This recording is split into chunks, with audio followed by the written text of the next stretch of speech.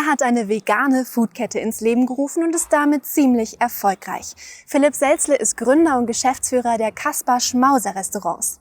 An der FAU hat er Wirtschaftswissenschaften studiert und heute kehrt er mit uns zurück an die WISO, erzählt von seinem Weg als Restaurantgründer, wie das Studium ihm dabei geholfen hat und er verrät uns Anekdoten aus seiner Studienzeit. Und damit herzlich willkommen zu einer neuen Folge FAU Alumni My Story.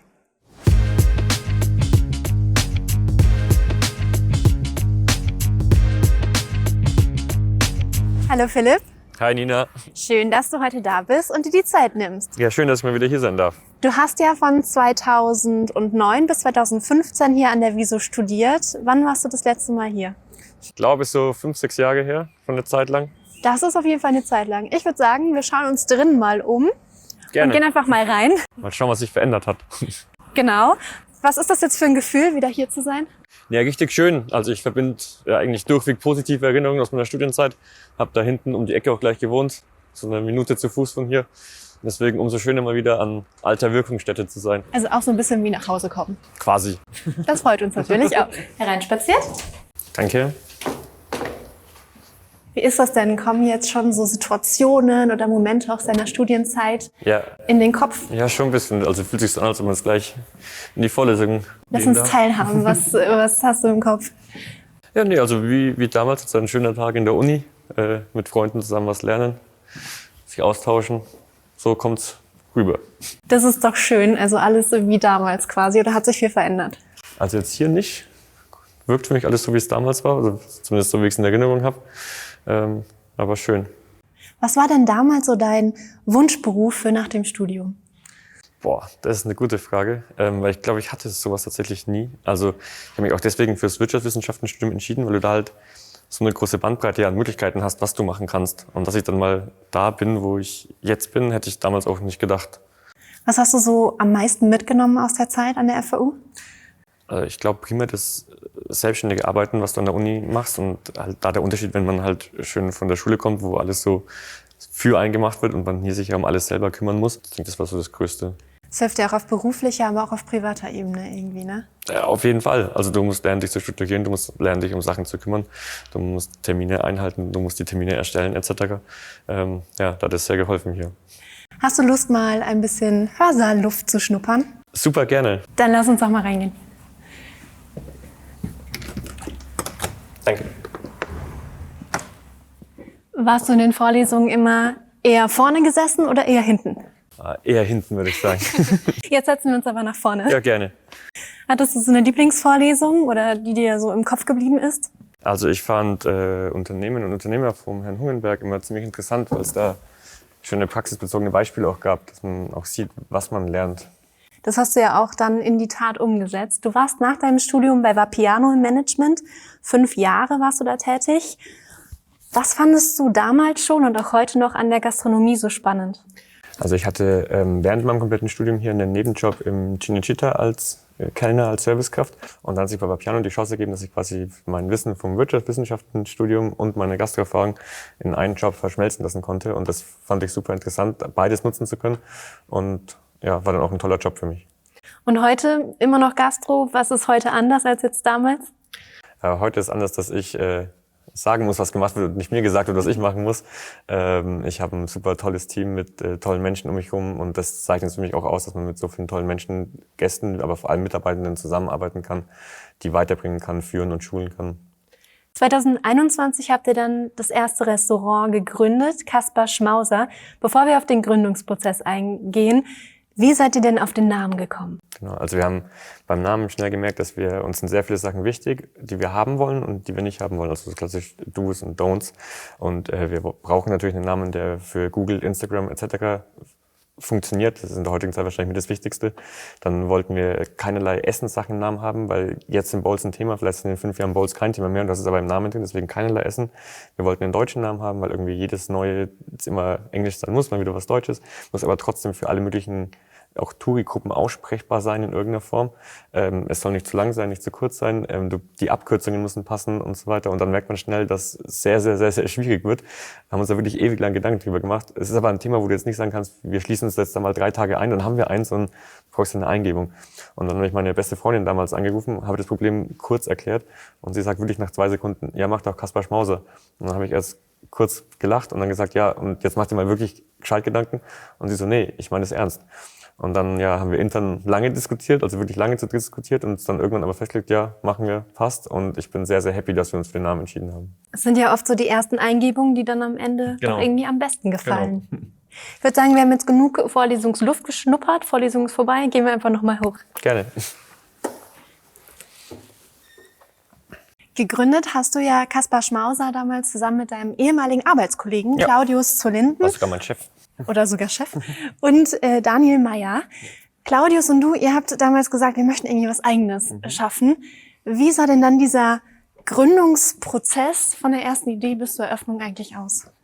Wir waren am Anfang ja nur zu zweit, Claudius und ich. Und Claudius hat in Kiel gewohnt, ich in Nürnberg. Und dann haben wir uns getroffen in Köln, weil ich da die Wohnung von einer gemeinsamen Freundin kurz mieten konnte.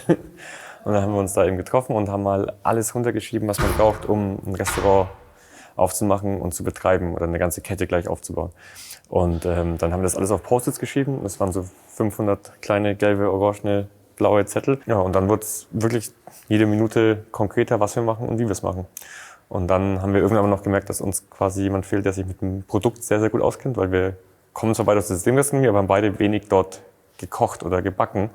Und dann haben wir mit sehr viel Glück einen dritten Partner noch gefunden, nämlich Dani, der dann eben diese Lücke geschlossen hat. Und dann wurden die Punkte nach und nach umgesetzt. Und ihr hattet einen Plan. Das Konzept von Kaspar Schmauser basiert ja auf pflanzenbasierter und gesunder Ernährung. Was ist eure Philosophie? Unsere Philosophie ist, dass wir quasi sagen, wir wollen, dass Gäste, die zu uns reinkommen, glücklicher sind, wenn sie raus sind, als sie waren, als sie reingekommen sind. Und das schaffen wir mit leckerem Essen, das auch noch vegan ist und somit auch noch voll am Zahn der Zeit und fortschrittlich und vor allem nachhaltig ist. Aber primär geht es uns darum, gutes, leckeres Essen mit tollen Drinks in einer schönen Atmosphäre bieten zu können. Restaurantketten gibt's ja viele. War das schwierig, da rauszustechen und auch in dem Wettbewerb standzuhalten? Also bis jetzt kann ich das sagen, nein. Also wir haben keine großen Wettbewerbe. Also gerade da auch, wenn man es dann doch wieder aus Veganer reduziert, gibt es das in der Form nicht. Wir werden als sehr cooles, modernes, hippes, innovatives Unternehmen wahrgenommen. Und deswegen haben wir gerade echt gute Möglichkeiten, weiter zu wachsen, was wir auch vorhaben.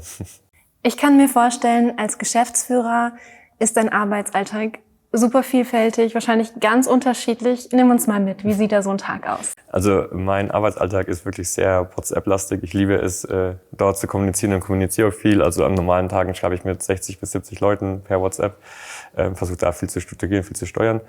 Und ich kümmere mich komplett um die Operations, also dass eben die Restaurants laufen und funktionieren, dass alle Mitarbeitenden und alle Gäste glücklich sind.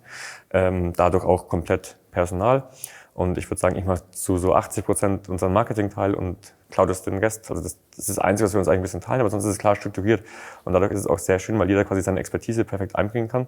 Und wenn wir Sachen haben, wo wir drüber reden, wo wir drüber diskutieren, stimmen wir ab. Und bei 3 Leuten gibt es halt immer eine Entscheidung. Das ist ein sehr großer Vorteil. Bei 2 Leuten stößt er immer irgendwann gegen eine Wand, aber bei 3 Leuten 2-1 gab es oft. Und jeder akzeptiert es dann aber auch, wenn er dann mal der ist, der überstimmt wird. Wie schaffst du das, da so eine Balance zwischen deinem Job als Geschäftsführer und deiner Freizeit auch zu schaffen, dass du sagst, okay, ich muss auch so ein bisschen auf mich hören, dass ich jetzt hier nicht die ganze Zeit nur am Arbeiten bin und die Arbeit gar nicht Arbeit sein lassen kann? Also zuallererst ist es für mich so, dass wenn man einen Job hat, der einem Spaß macht, muss man nicht arbeiten. Und deswegen tue ich viele Sachen, die eigentlich zu 100% Arbeit sind, gar nicht so verarbeiten, als ob ich jetzt gerade arbeite oder gerade gearbeitet habe. Und deswegen funktioniert meine Work-Life-Balance sehr gut, weil ich fast nur Sachen mache, die mir Spaß machen, die ich gerne mache und ich eben auch sehr, sehr gerne für meine Mitarbeiterinnen da bin und dann das gar nicht als Arbeit zählt. Man merkt doch total, wie du für deinen Job brennst und das, was du tust. Du bist ja in deinem Job quasi die ganze Zeit mit leckerem Essen und Gerichten in Kontakt. Was war denn als Student damals so dein absolutes Lieblingsgericht? Also ich würde sagen, das ist nicht nur als Student, sondern das war auch schon als Kind und auch jetzt. Ich liebe einfach Nudeln. Ich könnte mich ausschließlich von Nudeln ernähren. Ich brauche nicht mal groß Soßen. Also auch im Restaurant, Mädels schon immer, wenn ich mir einfach nur eine Teller einfach nur mit Nudeln ohne irgendwas nehme, weil das Nicht mal mit Pesto. brauche ich nicht. Ne? Einfach nur schön lecker Nudeln. Ist ein günstiges Studentenessen, muss man dazu sagen. Es ist günstig, es ist lecker, was braucht man mehr? Wenn du jetzt so auf deine Zeit zurückblickst, im Studium, aber auch dann auf deinem Karriereweg, was würdest du Studierenden mit auf den Weg geben, die sagen, ich möchte auch was Eigenes auf die Beine stellen? Also erstmal beginnend bei der Studienzeit, dass man eben nie in diesem Konkurrenzdenken ist mit anderen Studenten oder mit Geschwistern, was ja auch oft der Fall ist. Ah, nee, die hat schon das, ich muss jetzt auch das.